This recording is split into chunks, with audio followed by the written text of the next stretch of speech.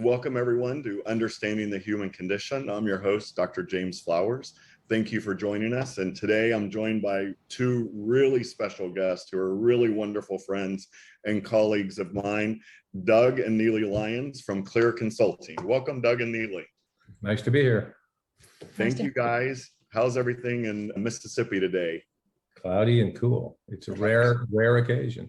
You know, last week it was 85 and sunny, and I thought spring has arrived, and now here we are. Tonight is supposed to be 34 degrees or something, which is just crazy. So how have you guys been? Oh, we are working really hard. It's been a long 2 years of COVID.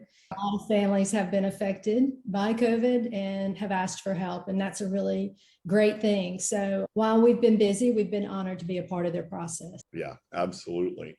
You know, talking about COVID, it has been, you're right, Neely, so many people, obviously everyone in the world was affected by COVID, but in our particular industry, you guys, sometimes when I'm talking to Doug or he's in Houston visiting and I'll say, how have things been since COVID? We both say the same thing, and that is the world just lit up with the need for exactly what Clere Consulting does. And I want the audience to learn a little bit more about Clere Consulting, but I really want to read both of your bios real quick because I'm so proud to work with you guys and collaborate. And I want our listeners to know a little bit more about you. So bear with me. Doug Lyons is the co-founder of Clere Consulting. Clere Consulting works with families of means and prominence that confluence of wealth, addiction, and mental health concerns. Prior to founding Clere, Doug spent the last 15 years with the Hazelden Foundation, finishing his career as the Director of Clinical Services in Oregon. In an earlier role, he served as the Evaluation Director, conducting and supervising over 2,400 evaluations for physicians, lawyers, and other high-profile public figures. Doug is a highly sought-after lecturer, speaker, and having presented to the Family Firm Institute in Europe and the United States, as well as the Northwest Institute of Addiction Studies, the Dallas-Fort Worth Behavioral Health Symposium, which by the way is coming up very quickly, the Access Core Conferences, the Mississippi Heroin and Opioid Summit, and the Hazelden Foundation's continuing education programs, just to name a few. And Doug, that doesn't even do you justice. You're one of the leaders and thought leaders in this industry, and thank you for everything you do. Oh, thank you, James. Yeah, absolutely. I want to read a little bit about Neely Lyons. Neely's work includes serving as an executive at the highest levels in all three branches of state government, including when she made history at the age of 25 to become the youngest ever elected Mississippi state senator. That is so cool. Congrats. Her Senate policy initiatives focused on the convergence of public health and public safety issues, such as drug control, mental health, addiction, domestic violence, and child protective services policies. In her legal practice, Neely represented behavioral health and treatment providers, as well as impaired licensees seeking to reestablish their practices and relationships with their licensing boards. While achieving professional success, Neely's family was touched by addiction and mental health issues as well. Her unique 360-degree perspective, political life, professional engagement, and personal experiences complements the collective depth of Clere Consulting's team. She joined Clere in 2018. Neely is a certified Arise interventionist and IRI certified recovery specialist. In addition to helping families recover, Neely works with executive management teams and law firms to bring addiction, mental health, and intervention resources to their employees. Neely strategizes with executive teams to create return to work arrangements that reflect best practices in recovery in general. Neely is a writer, a national speaker who volunteers with several recovery community organizations, including Recovery Housing Operators Association of Mississippi and the Mississippi Opioid and Heroin Summit. She received the 2021 Champion in Recovery Award and the Mississippi Business Journal's 2017 Healthcare Hero Award for her volunteer work in support of recovery organizations. Wow, Neely. Thank you so much for reading all of that. And I appreciate that. What I do is such a compliment to the work of Clere Consulting. And it's an honor to be a part of the team. Yeah, absolutely. I've had the pleasure of working with both of you for several years now. And I really want our audience to understand and hear more about Clere. So Doug, could you talk a little bit about how you came into really, we know how Neely came into this world of addiction. How did you come into this world and really come up with the idea of Clere Consulting? Well, thanks. It's a good question, James, and a good place to start. Clere Consulting was really the brainchild of Sam Dresser and myself. We had both spent about 15 or 16 years at the Hazelden Foundation, and we're ready to try something new. And I had an idea that perhaps, maybe, we could fill what I believed was a need in the market. That was to work with people of means and prominence who came from families not dissimilar to mine, where there was a lot of wealth, a lot of addiction, a lot of dysfunction. And at least from my viewpoint, there was a tremendous lack of understanding about how to work with those folks. They're not monolithic by any means. However, there are certain skill sets and I believe some best practices that you can bring to bear working with folks that have significant means, especially intergenerational wealth. There are just some different competencies. And so Sam and I had a conversation about that many years ago over lunch, and we were in Ann Arbor, Michigan, working on a project for Hazelden. And ultimately that conversation led to what is now Clere Consulting. And we frankly didn't know if this thing would work or not. But we thought, let's give it a shot. And we were fortunate enough to get a very influential family, and the case went quite well. It was a young woman who'd had many treatments and who finally established long-term sobriety, and people began to ask him and her mother, how did that happen? And they began to talk about us. And that was almost 14 years ago. And in that time, we have added staff over the years. And you know most of our team: Amy Prouty, Eve Ruff, obviously Neely has joined us, Sam Dresser, Dr. Glenn Bracington in Oregon is a PhD who works with us. Leah Randy is a KDAC out of Malibu, California, that has worked with us for a lot of years, providing sober companionship and other services. So we have grown, but we've still stayed essentially a boutique firm. And people often ask me, why don't I build this thing out? Why don't Sam and I expand it? And frankly, I feel like quality control is everything. And in order to be as nuanced as we are and as high touch as we are, we have to stay small. So I hope that begins to answer your question a little bit. Absolutely. And I couldn't agree more with you on the boutique part of what you're saying and staying small and having quality control. You know, you and Sam are the faces really of Clere Consulting and the founders, the co-founders of Clere Consulting. And when we all start growing, you know, people ask me the same thing. It's like, are you going to grow? Can you put an office in Malibu or in Atlanta? And it's like, you know, I really want to keep quality control small, and I want it to be priority and make sure that whatever I'm doing is overseeing patient care and making sure that families are taken well care of. And I know that's your philosophy as well. You know, I know the average length of stay, if we can call it that, with Clere is about 18 to 24 months. Can you talk a little bit about what families experience during their time with you guys? Sure, I'll start. I'm going to pitch it to Neely in just a second. But yeah, essentially what we do is we try to build a superstructure, if you will, essentially a strategic plan around this family system. We do a deep dive into their history, not only the person of concern's history, but also the family's history in terms of what they have attempted to do with respect to this individual or individuals sometimes in order to help them. Once we have a really solid understanding of what that looks like, we can begin to map out solutions. And those typically, there's a sequential logical process, understanding the case, getting in front of these decision makers, ultimately determining who our client is. That's always an interesting process. Once we've established who the client is and we've contracted, two of us typically come into town and we begin to build out a plan. And initially, it's understanding the severity, the acuity, and the complexity of the case, then understanding what needs to happen next. So if this person needs care, where is probably the best resource for them? Right. If that person has been transferred to care, how do we stay connected with the family system or the business system or the family office so that we can be effective in terms of supporting the treatment center? Flowers, for instance, when we've done this most recently on a case that you and I worked on. And so we become a liaison between our payer, our client, and your providers. And that's invaluable because that's where the ball gets dropped so often. I saw that over the years at Hazelden. People would come into treatment and there was a black box. Right. And neither the families nor an interventionist could see into that box because often people wouldn't sign releases. Absolutely. So we work very diligently to make sure that we keep releases open. And one of the beautiful things about working with Flowers is you work so hard on your end to help clients understand the importance of that. Sure. So once we have that transparency built, then we can monitor and marshal this plan over time. And we work with the families or the family businesses on the backside while you're doing your clinical work. And that's what leads to long-term success. Neely is an expert at working with these families. And frankly, the work that she and Eve and Amy do Let's just face it, I'm not as good. There you go. They're better than I am, and they're better than I ever will be. And Sam and I are lucky to have all these great folks with us. So Neely, would you like to talk a little bit about what you do with families? Yeah. Sure. Well, as I listened to Doug, one of the things that I was thinking about was how many families come in and they're fairly frustrated, they're tired, and they are looking for hope.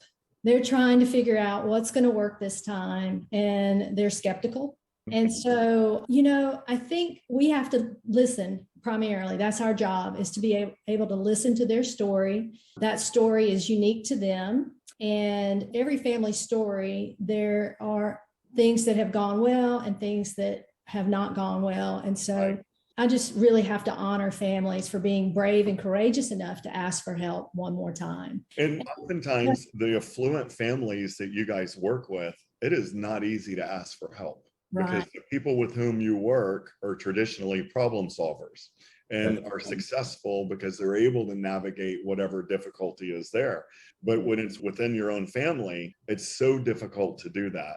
And you guys, Neely, you feel part of what your job is filling that role of helping them really problem solve. Yeah, I appreciate that you brought that up because, as a lawyer, I spent 25 plus years practicing law with people coming to me and asking for help with a problem, with an issue. And so, that's where I really honed the skill of being able to listen to clients and understand what their objective and goals were. And all of those skills, the advocacy skills, the counselor skills, they transfer perfectly into a role of helping solve problems, find solutions for families in the role that I play with Clere. And, I want to say one more thing about hope, which is hope is different than wishful thinking.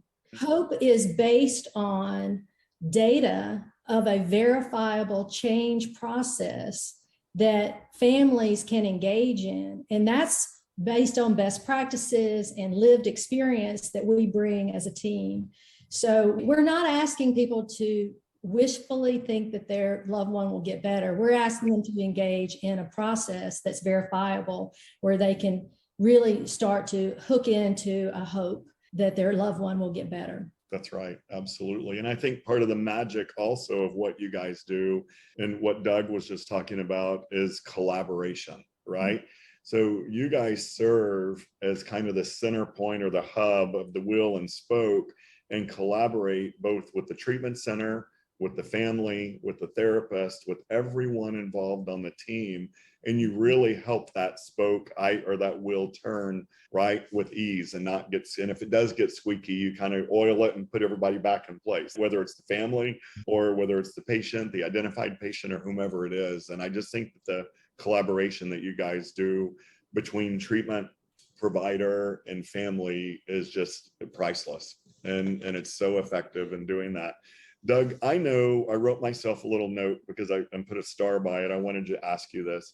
I know that you personally are a big mind, body, spirit believer in treatment, right? And you believe in that mind, biopsychosocial, spiritual approach. My understanding is that systemic recovery requires that. And I wanted you to kind of explain what that is, because I share that philosophy with you. And I'm wondering if you could help our audience understand that systemic approach. Sure, I'm glad to tackle that. And I'm glad you asked, because to me, this is literally what I talk to families about when they call, is the fact that it's a four-pronged issue. It's biological for sure.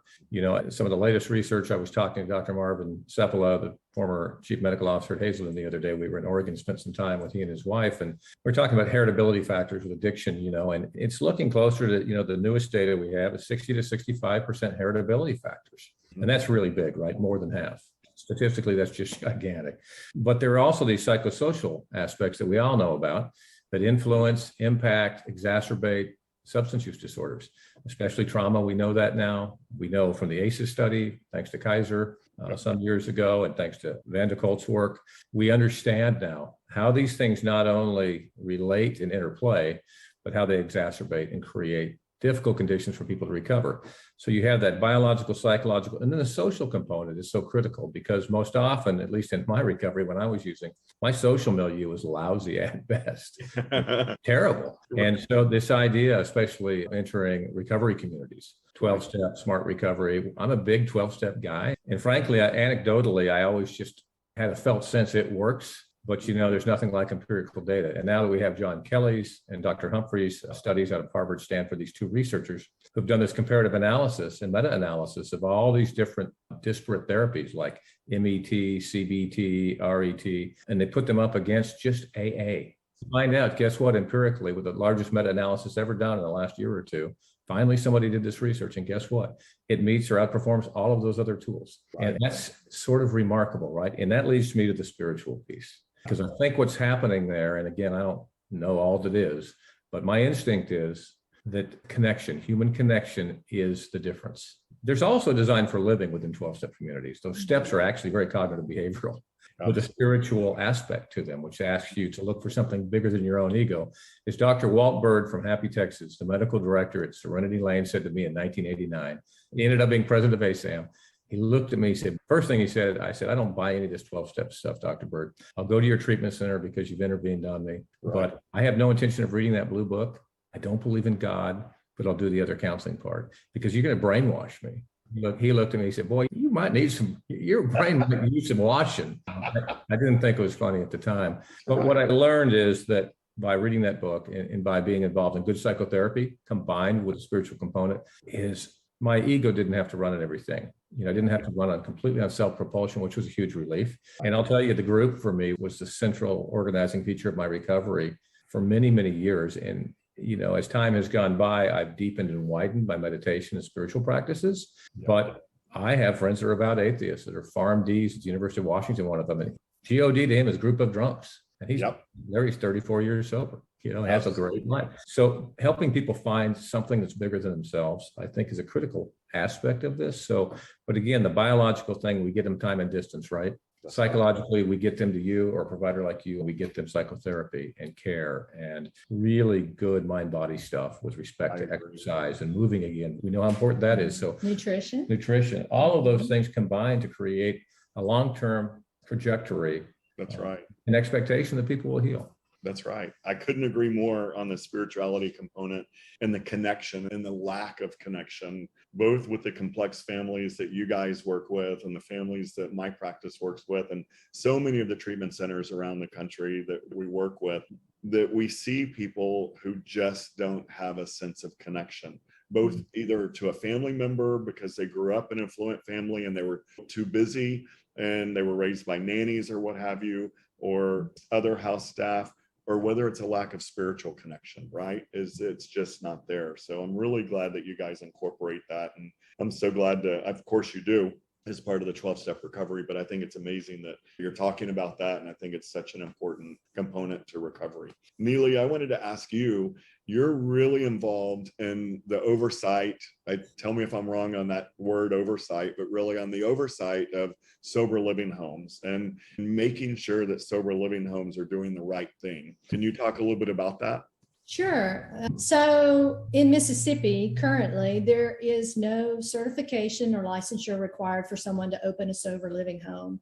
Right. And in that environment, what you see is that the public does not have any way to evaluate or reference whether or not that's the type of quality care that their loved one deserves and needs.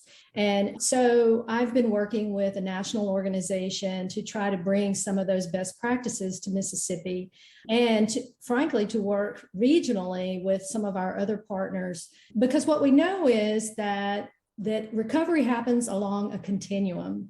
Right. And for some of us that are in recovery, we need a safe place to go. You guys were just talking about having come out of an environment where maybe it wasn't the healthiest of friend circle for us.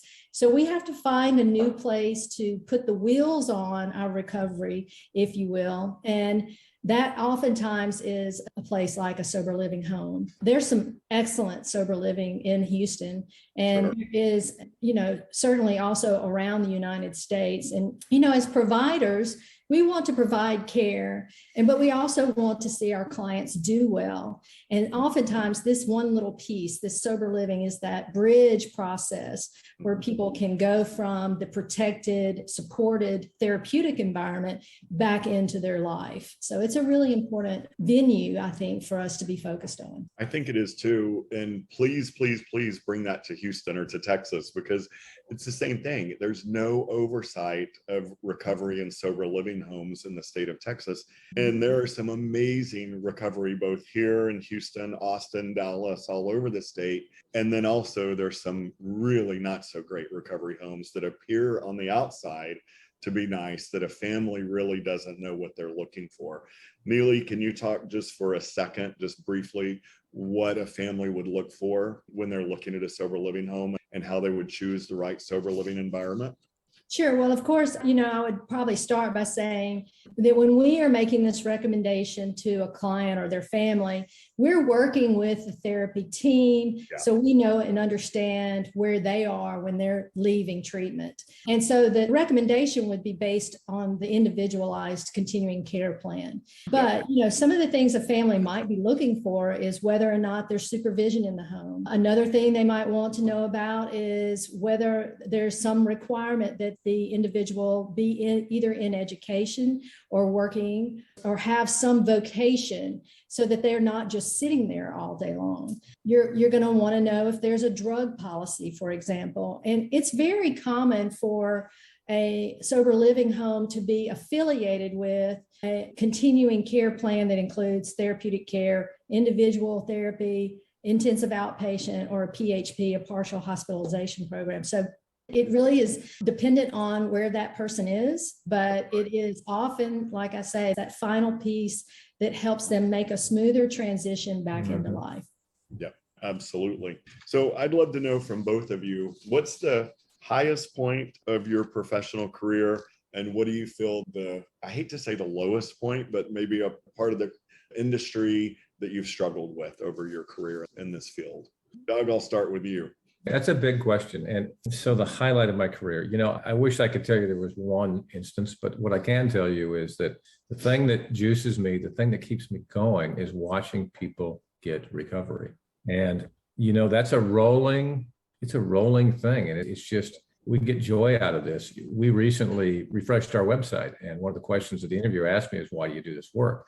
And I said, I can't not. It's a vocation, it's a calling. In vocata in Latin is to hear, to listen, and I don't really think I can do anything else. And so the joy I get is when I get that text, and I got a couple of them this week, or I get that phone call. Somebody's got 9 years, they've got 1 year, they got 90 days. But that substantiated long-term recovery that people get who have had 7 treatments or 10 treatments or 17 treatments, and now we've got 2 years, and not because we did anything magic, but because we applied our framework at Clere Consulting, which is long-term engagement, and some critical analysis around monitoring people, some critical analysis around supporting families and helping them get the care they need. Those are the kind of things that I get excited helping families build these plans. I got a call from an oil and gas family in Dallas this morning. He doesn't even know. She ran errands and got home, and I haven't even talked to her about it. But this is a gentleman that's had multiple treatments and is in dire need of care. And this family can't imagine anything will ever work. And I know we get that call frequently. That's usually the call we get is, we've done this 15 times. We got your name from so-and-so, and what makes you different? Right. And I tell them it's not magic. What makes us different is we stick with you. My great-grandparents were ranchers in West Texas, and they managed the Pitchfork Ranch. It's a big spread, about 180,000 acres east of Lubbock. And my mother grew up out there, and on their gravestone in Lamesa, Texas, it says they never left a herd on a dark night. We don't have that on the back of our business cards, but I think we should. I think you should too. That is just perfect. We are 24/7, 365. So the highs I get are even answering the phone at 2 a.m. and walking somebody through and getting them to go back to bed, and then seeing that person graduate from treatment and that person get a coin at a year or 6 months. Right. So in terms of the lowest thing probably is, we've been fortunate enough not to ever have a client perish on our watch. But we've worked with people who have eventually perished. And, it's such a constant reminder, this is a chronic, progressive, and ultimately a fatal disease if not treated. And so that's always the hardest phone call or letter to get, is that, they had X amount of great time, and for whatever reason, they weren't able to complete recovery. But it's extremely rare, thank goodness. I've only had 1 or 2 of those in 14 years, but nonetheless, we know that's always a possibility. So that's, to be honest with you, that's the hardest thing. And with respect to that's personally the hardest thing and the very hardest thing. But with respect to the industry, I think a lot of us have been doing this a long time. And when organizations are successful, often private equity becomes involved. And I understand, look, I'm a business person and I've got a business degree. But I do know that often that will shift an organization's focus. And there's always this margin versus mission dynamic conflict, and not completely unhealthy. But I've got to be working with organizations where mission is still beating out margin.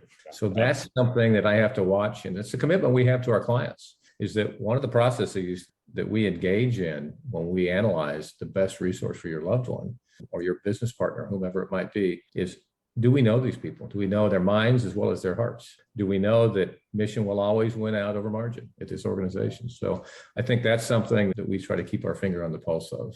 Absolutely. I couldn't agree more with you on the passion. And when you have the passion that you have inside of you, it doesn't feel like we get up and work in the morning. It feels like we get up and we're just living our life and we're having a great life, having the gift of helping other people. And I also couldn't agree with you more on the venture capital folks that are coming into the industry and offering great sums of money to buy a treatment center, and then that treatment center selling and then looking at the bottom line, and it just changes. And when you start changing the dynamic of a treatment center and changing the programming and the leading programs because of $1, then I think it changes the whole dynamic of treatment. So I agree with you.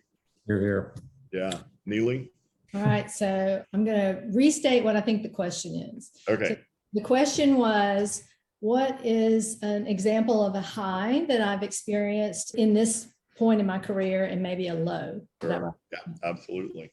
So that's a great question. And I would say that in order to address the low, I would have to go back to a prior career decision. I retired from my first career at 33.